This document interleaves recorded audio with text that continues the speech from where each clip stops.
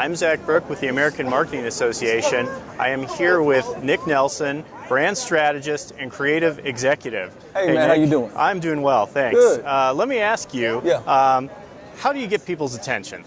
You wear polka dot socks. I see. Yeah, no, but you get people's attention by being different.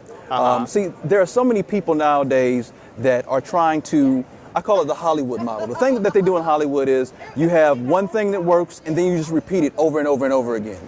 And in order to be able to get people's attention, you have to stand out. You have to be that one red dot in a series of black dots in a positive way. And there are several different ways in which you do that. A lot of it has to do with, who are you targeting? So you have to be very specific. So everybody is not attracted to everything. You have to understand who are your super fans going to be? Who are those individuals that are going to be most attracted to what it is that you're going to say?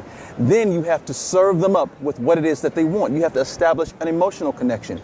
Because with brands are not logos. They're not, typography. It's emotion, right? And you have to connect with people. And so, you're different by how you're able to successfully do that. So once you've got people's attention, in order to keep it, you need to innovate. So how should universities, colleges and universities innovate marketing-wise to stay in the spotlight?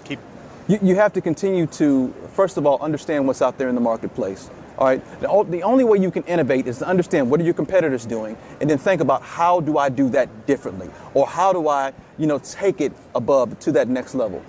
A classic example, and I leverage it all the time, is within the telecommunications industry, or electronics. You'll have one gadget that will be the baseline, and then all of a sudden, you have other competitors that are trying to come up with, additional features, functions, capabilities, something to make of ease of use. Why not do that at colleges and universities where you come up with different features or different programs, different academic studies, different tracks? One of the things, even at business schools nowadays, business schools never had entrepreneurial programs. Now you're starting to see more of that because they realize that their students, are not just wanting to go work for a corporation. They're actually wanting to be a part and own their own business. So it's understanding the trajectory of what's happening outside of the university. Sometimes, because my father was a professor for years, academicians can get so wrapped up on what's happening on campus that you don't look at what's happening outside of campus. You have to understand the trajectory of where things are going, because people that are coming to your universities, they get advertising from, Apple and Coke, et cetera, and they're wanting to understand what is the unique selling proposition that your school has.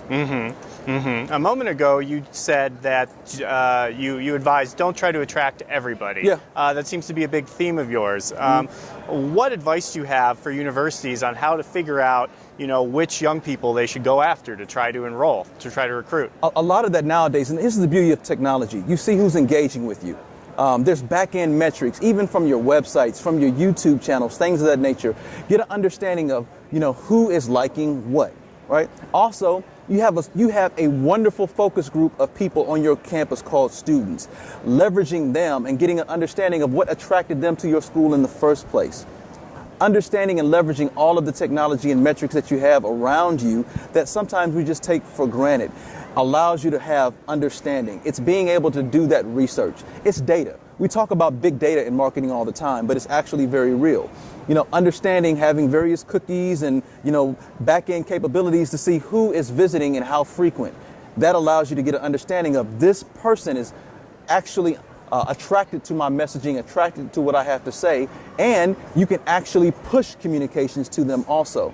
So leveraging technology is a big factor that we leverage in, corporate spaces and brand spaces that colleges and universities can leverage within their own right. I see. And we'll leave it there. Thanks, Nick. I'm Zach Brook with the AMA. Appreciate it. Thanks, man. Thank you. Appreciate it.